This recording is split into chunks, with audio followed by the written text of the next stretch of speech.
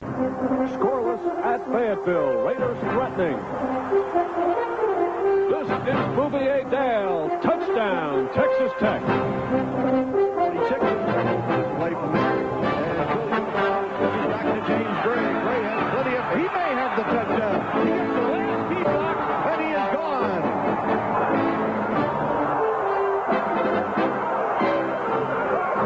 Thurman at the 4-yard line, and Thurman is almost knocked off his feet, but stays on his feet. Up the sideline he comes, and he's making a great return. It looks like he's on the way. There's nobody near this little guy.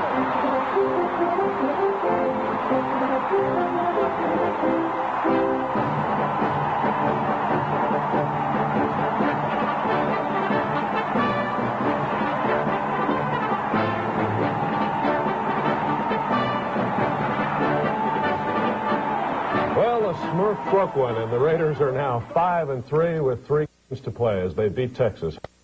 With Texas Tech football coach David McWilliams. And, Coach, congratulations, and you've given us another thriller as well. I tell you, it was. It got to be a lot more exciting than maybe I wanted it to be at the time, but I tell you, I really appreciate the fans staying through. It was not the nicest of the days, but I guarantee you on that 4th down and 2 there at the end, our fans were still in the stands, and don't think that we didn't hear it and didn't make a big difference. And I really appreciate the people that first came out there and the ones that were still there when it was over with. And you know, you get something for doing that. They got to see the excitement and enjoy the win.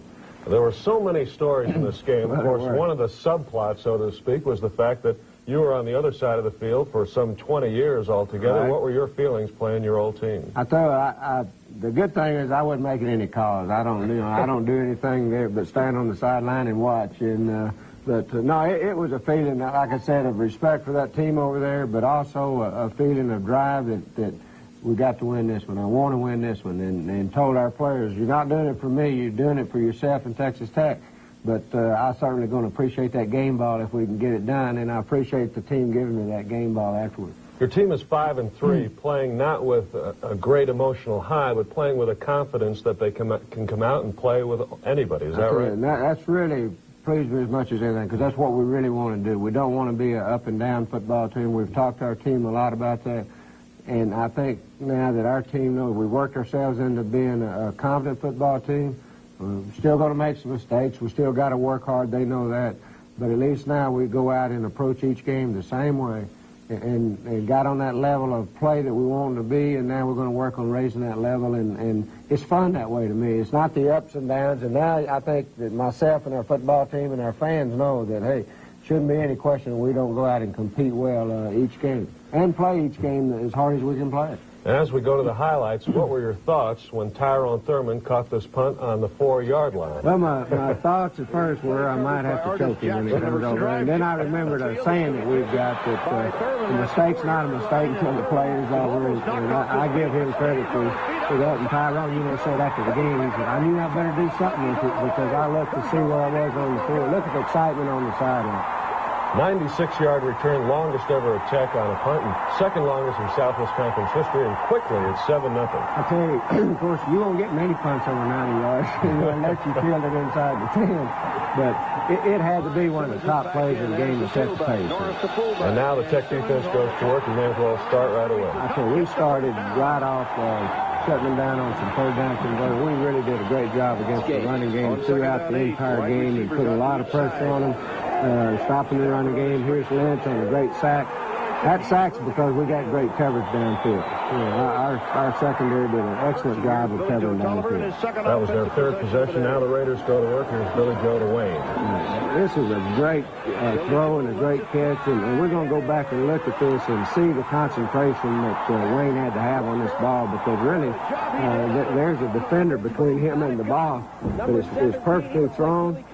We got pressure. Watch this right through here. Wayne right there keeps his eyes on the ball. Gets it under control and nearly gets away from him for a big one. Walker with 111 yards receiving on the day.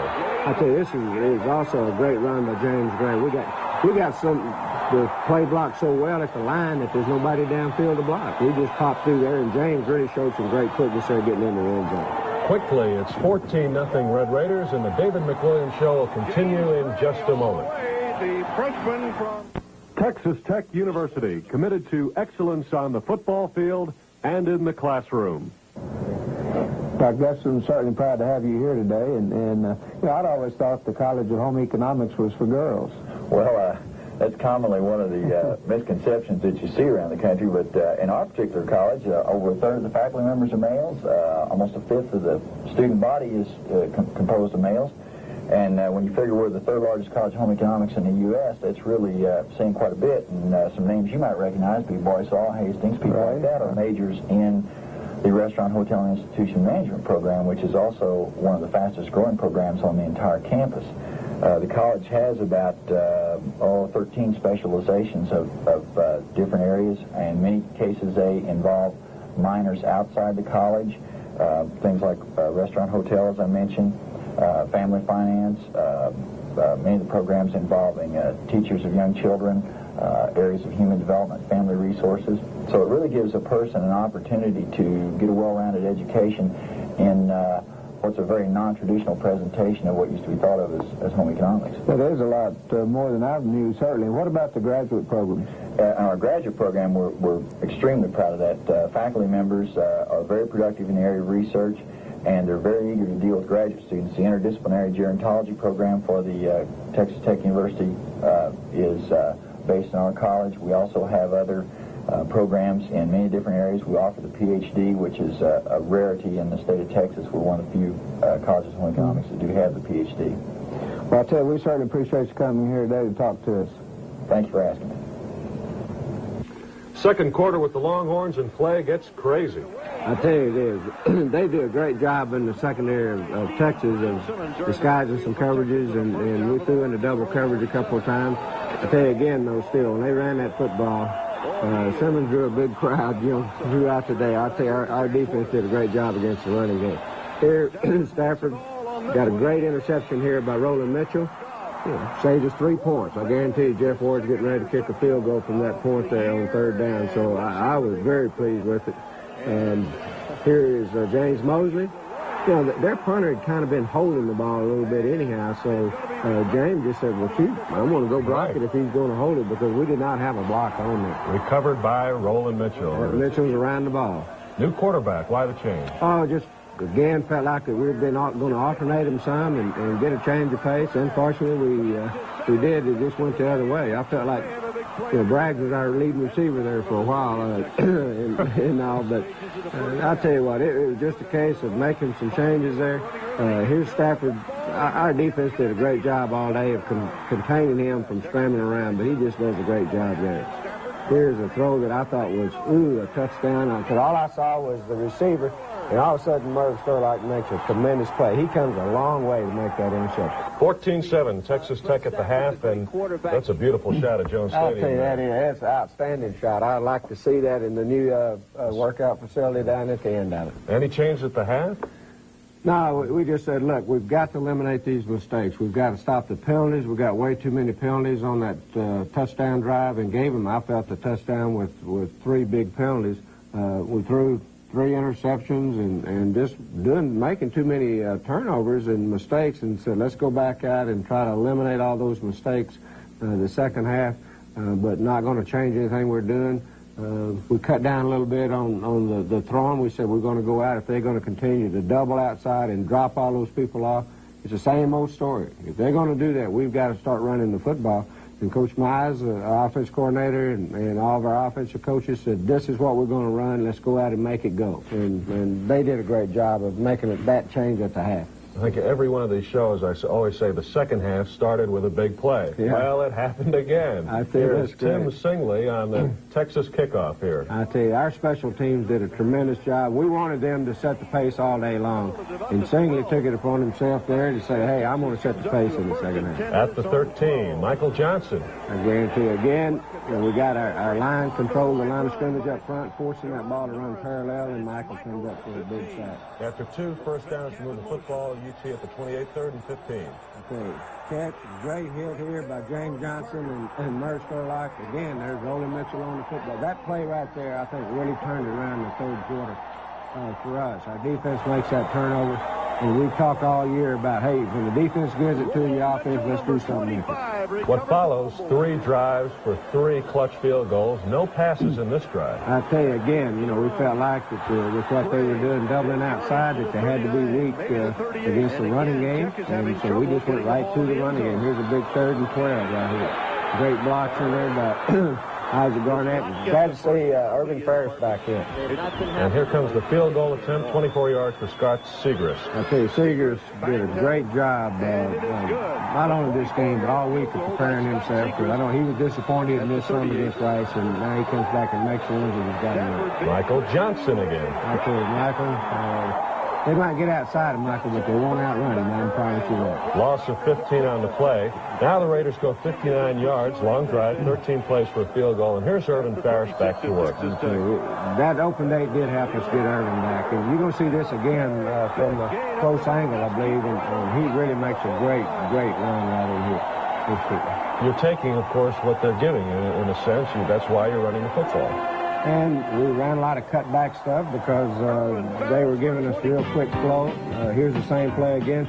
See, you're really getting flow with the linebacker. See, 48 getting the flow, and look at that hole there. We've got a great job of offensive line. See, there's the other linebacker.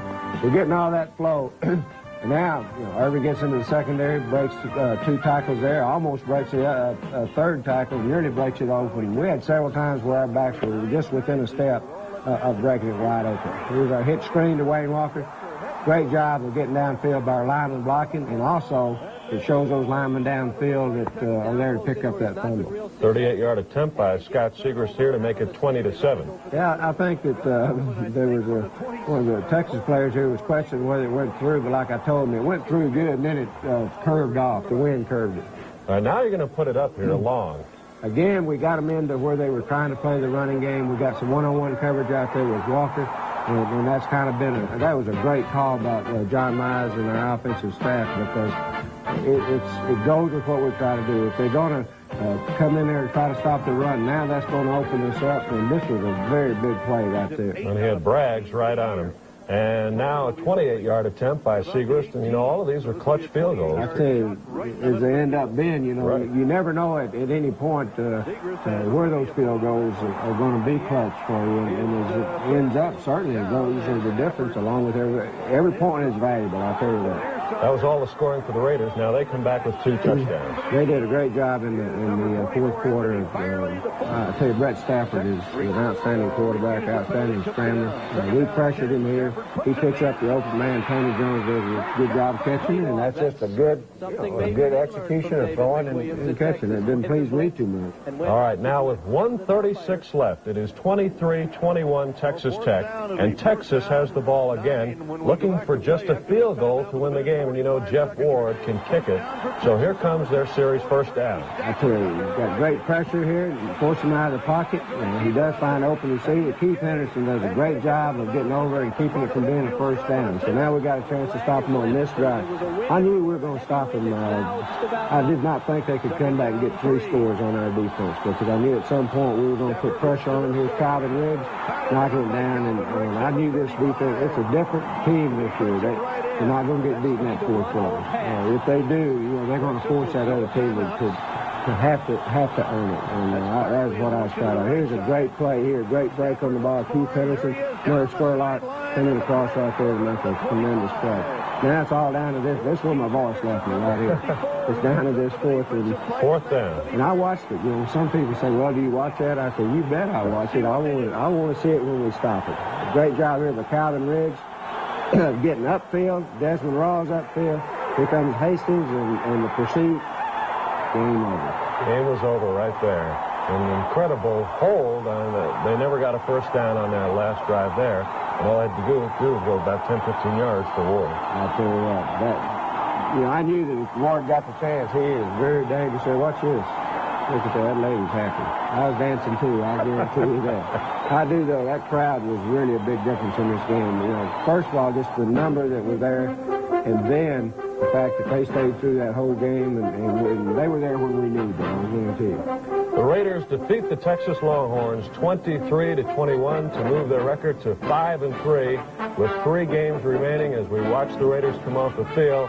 Certainly quite an exciting time. It's the first time the Raiders have won 5 games since 1980, and here was the big play again on 4th down. I tell you, it looks kind of eerie right here, and it was at that. But look at Riggs. Great job. Here comes Desmond Ross. Here comes Brad Hastings. Here comes Flertner. Here comes Leonard Jones. Here comes Rieger. Here comes, just name them. And I tell you what, I guarantee I just knew that our football team was going to do that. We'll be right back. While the fans were dancing in the stands, the Raiders hit the locker room, and what'd you tell the team after the game? Well, I tell you, they presented me with the game ball, and that kind of got me. I made it pretty good till then, and as I accepted, I told them I'd accept it from one of the best football teams at Texas Tech, and certainly one of the best teams I've been associated with, and that's all I could say. Great, Coach. Now, here's what the Raiders said about the game. I asked Michael Johnson, the linebacker, about UT's last drive. That ended. That very last drive, that was very, very crucial, and I was just hoping that we could hold him, and we did a good job of that, and came out number 1. And I was glad, right down the middle every time, so there was no question on any of them. You believe you're 5-3 here? But it's great. I love it, and I'll tell you what, we're not through. We're not through. We had a return left call, and he kicked the ball to my left side and caught the ball on the run, and the players in front of me blocked real well, and they set up the wall real well for me, and I ran behind them. Pretty exciting for you. Yes, it was real exciting. It's a good game for us to win, and we came out there and we wanted to play hard, which we did. Texas fought back and played us real hard at the end. Is the passing game a smokescreen for the running game? Well, it's looking like it here these past couple of games, but, you know, I feel like we're a pretty balanced team, you know. When we have to run it, we can run it effectively, and when we have to throw it, we can throw it effectively. Your pass to Walker was like 100% accurate on target, and that set up the winning field goal. Nice play. Well, they called it in as 98 is an X9 flood, you know, and we got a guy coming out in the flats with a linebacker, and, you know, Wayne's got that great speed, you know, probably half a yard further, and he might have been in the end zone. So, you know, it was just something that he went and got the football, and I hung it out for him. You know, 5 wins here. It's the first time since 1980. Well, we need to get some more. Oh, looking for some pub, are you? No, that's the truth. That's the way I feel about it. Coach, we're talking about the running game, and really, we talked about the passing game at the beginning of the year and how you're going to throw it 40, 50 times a year, but they're going to a passing defense on you, and that opens up the running game. Is it that simple? It's basically that way. We're still trying to throw the ball, and still, we're also seeing a lot different coverages, and then people are not just always dropping them off all the time, but they know now they got to try to confuse and give some different coverages that we haven't seen some, and but we felt at the beginning of the year that certainly we would not be able to just go out and throw the ball all the time. So we've worked on the running game all the way through the season. Now it's starting to pay off for us. Part of the reason that running game is working is the offensive line, and let's meet offensive line coach Clovis Hale. Offensive line has really done a great job this year. Everybody's healthy, and you put together a fine group. Looks good. Well, Joe, we've really been fortunate in a lot of ways that we've been able to keep everybody healthy, plus the fact that, you know, those kids, they've played a lot now. This is their 3rd year for some of them to be playing, which, you know, you just can't beat experience in football, especially in the offensive line. But I guess what we're more pleased about than anything else is the fact that the second group has really come on this time, which they're nearly all redshirt freshmen. So, you know, that makes it good. And I think the outlook for the offensive line at Texas Tech is good. Now, what about the difference between pass blocking and the regular blocking? Of course, the Raiders are passing a lot more. What are the differences there? Well, of course, pass blocking is just harder. That's the biggest difference. Oh, yeah, but still, I think it's like anything else. You know, thank goodness 2 years ago when we started throwing the ball a little bit, at least we got the basics in. And then last year, you know, we went to basically a run offense, but we came back in the spring throwing the football, and the kids jumped on it pretty quick. And of course, you know, Chris Tanner is a natural pass protector, and Aubrey Richburg, and then Jeff Keith has really come on. I guess McBride probably has the hardest time of anybody because he's so dead blame aggressive, you know. It's just hard for him to be a good pass protector sometime, but he's come on. I think he's doing a lot better, and I really think that all of them, before it's over, will really be outstanding. Coach, obviously with the week off, your voice is in great shape. Joe, well, you know, at least it got a little rest. and we're getting a little better each week, Joe. I think that's the big thing offensively. Is we're getting to the point that we can not only throw the football, we can run it a little bit, and that's what you've got to do in this game. And what areas do you recruit for the Red Raiders? Well, I recruit all of the Central Texas area. Waco, Temple, and now then I've got Arlington and, Brownwood down through. Really have a good area. It's I enjoy going there. Of course, I enjoy Waco. I kind of get into the Aggie land and all of that, but it's sort of it's exciting. At 5-3, Coach, you've put yourself in the position where the pressure's on a little bit, and you want to win that 6th game and no letdown.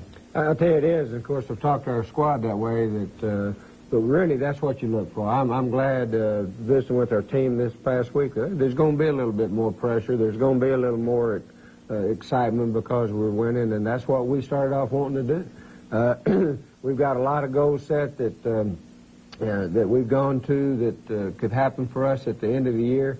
But I've tried to tell our football team they can't happen in 1 week. We can't achieve all those things that we want to achieve in 1 week. And mainly because that means that we cannot overlook anyone. We have got to play each game each week. We've got to enjoy this win against Texas. Then it's over. Let's get ready to play the Horned Frogs. And that's the only way that we can accomplish those goals at the end of the year. What about TCU next week at Amon Carter Stadium, 2 o'clock kickoff? Well, I tell you, TCU had a big win. I've had an opportunity to see them 2 or 3 times, and they have really been an explosive offensive football team. Coach, thanks a lot for stopping by today. Thank you. And we'll see you next week on the David McWilliams Show. Special thanks to Republic Bank Lubbock, Texas Commerce Bank Lubbock, First National Bank Lubbock, and Furs Incorporated.